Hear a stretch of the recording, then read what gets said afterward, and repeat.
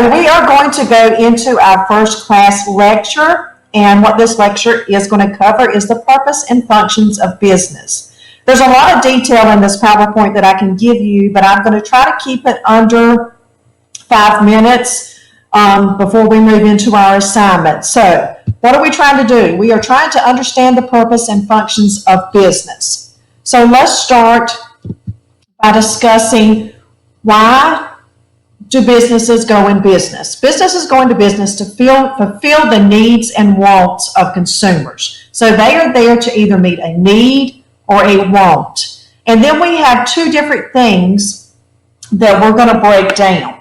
So if you look right here, we have consumers use goods and services, customers purchase goods and services, which means that you could be a consumer, the person that uses the goods or services of a business, or you could be the customer, who is the person that purchases the goods or services, or it may be that you are both. You could be the customer and the consumer. So let's break this down a little bit. Let's use your book bag as an example. Let's say that you have a book bag, or at least normally you would have a book bag that you would use for school. You would be the consumer of that book bag because it is the book bag that you use to carry your school supplies in.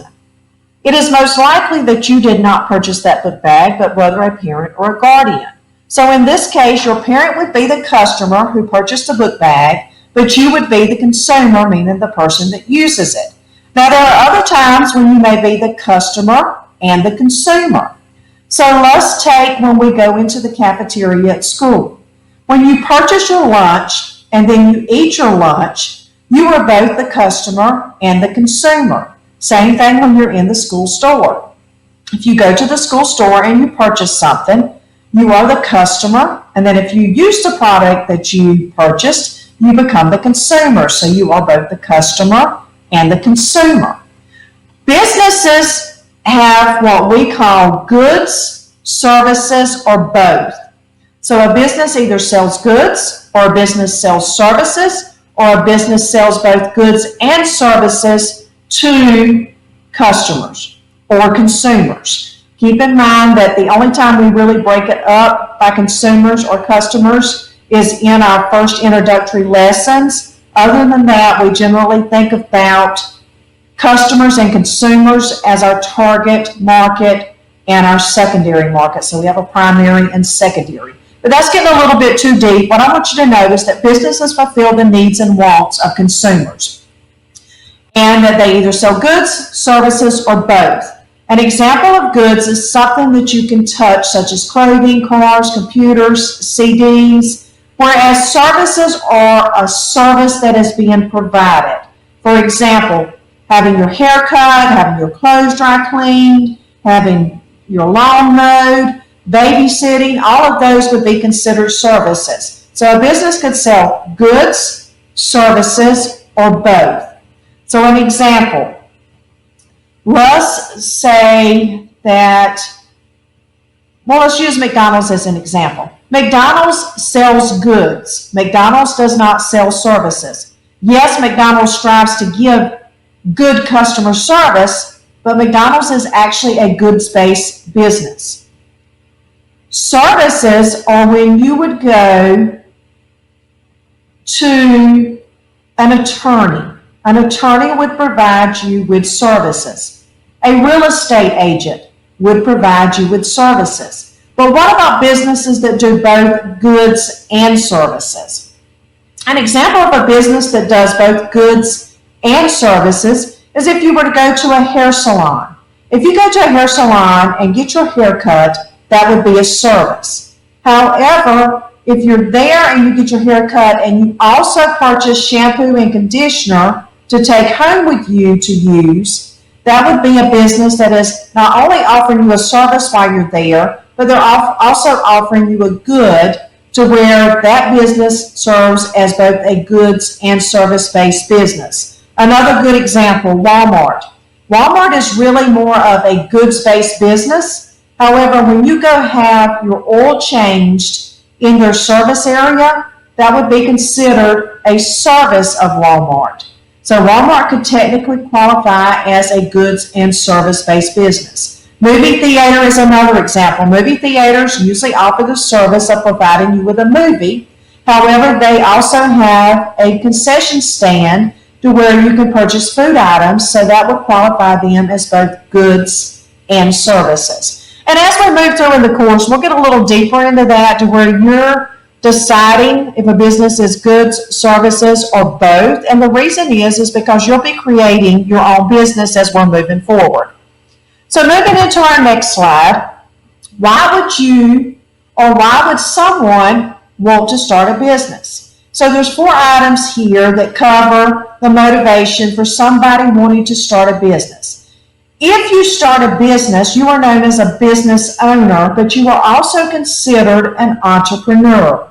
Thus, our term for this class, or our title for this class, Exploring Business and Entrepreneurship. Entrepreneurship is the owning of a business. I'm going to go through these 4 fairly quickly because I said I was going to try to keep this under 10 minutes. So first reason for starting a business, profit motive. Break it down. You have the desire to make money. That's why you started the business, because you want to make money. You see an opportunity somewhere in the marketplace that you feel like you can make money by either selling a good, a service, or both. So that's bullet number 1, profit motive. Second bullet is opportunity to meet the wants and needs of a consumer. So it may be that you have a motivation to open a business because you see that there is a need or want of the consumers. And let's stop and think. One of the businesses that's probably got a lot more traffic here lately is Grubhub. Somebody's seen that there was an opportunity for this business, and so they established a food delivery service that delivers specifically outside of the employees of the actual restaurant. When it comes to opportunity, once again, opportunity could be meeting a want, or it could be meeting a need, or it could be both. Third bullet is opportunity to increase competition in the marketplace. So it may be that you see a business that you're thinking, I could do that so much better. And you decide that you're going to open the same type of business. Only thing is that you're going to be the competition for this business.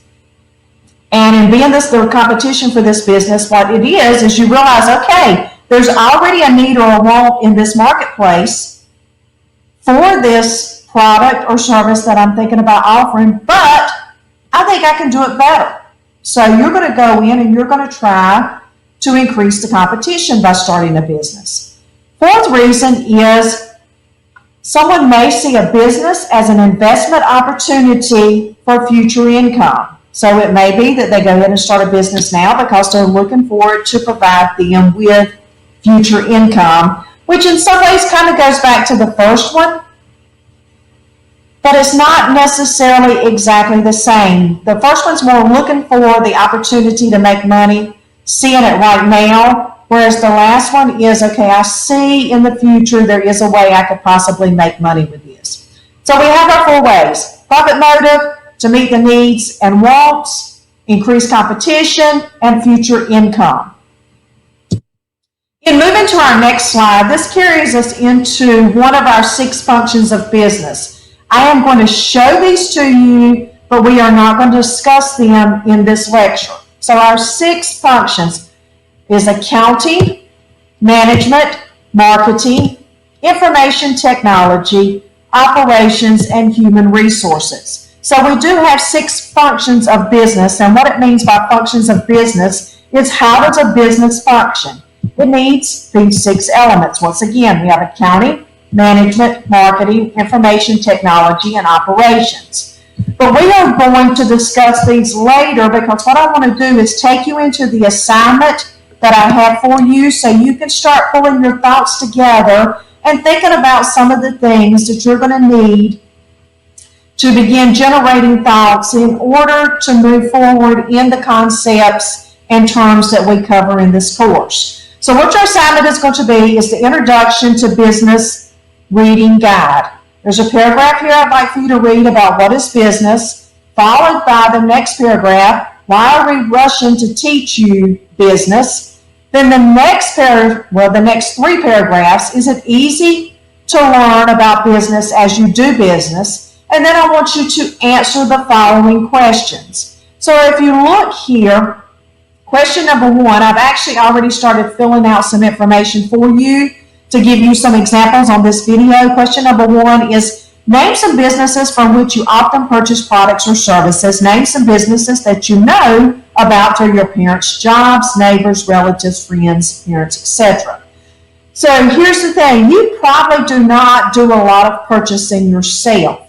That's okay. You can think of places that you and your parents or your parents may purchase. And what I've done is listed some that I tend to see quite often in previous classes based on the area that our school is located. And then after answering question number 1, we go into question number 2. What kind of products do these businesses sell, and what kind of services do they provide? What is the difference between a product, which is a good, and a service? And it gives you an example. A toy is a product, while a haircut is a service. So if you look here, I haven't given you the complete answer for question number 2, but what I did was I took Chick-fil-A and I just used it as our example. What Chick-fil-A offers is a good, I have not typed that in there, and those goods are chicken sandwiches, salads, wraps, breakfast sides, drinks, and desserts. This may not encompass the entire menu, however, this is pretty solid as to what Chick-fil-A offers. And their business is a good-based business.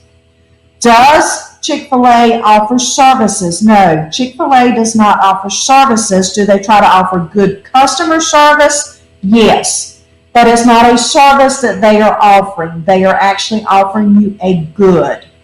And then you can go through the other questions. I want you to answer them. And after you have answered your questions, I want you to make sure you save this document and then upload this document into Google Classroom for grading. The document is actually due on Sunday. We will be working on it as soon as this lecture finishes in our Zoom meeting. We can work on it and discuss together, and we will be continuing with this on Friday should you come up with some questions as we're going through the assignment. This will be a graded assignment, and it is due on Sunday, so please make sure that you go ahead and try to look at it before Sunday, so that way if you have questions, we can address them on our Zoom class session, either today or tomorrow. But understand, I will also be available outside of our Zoom, so let's get started.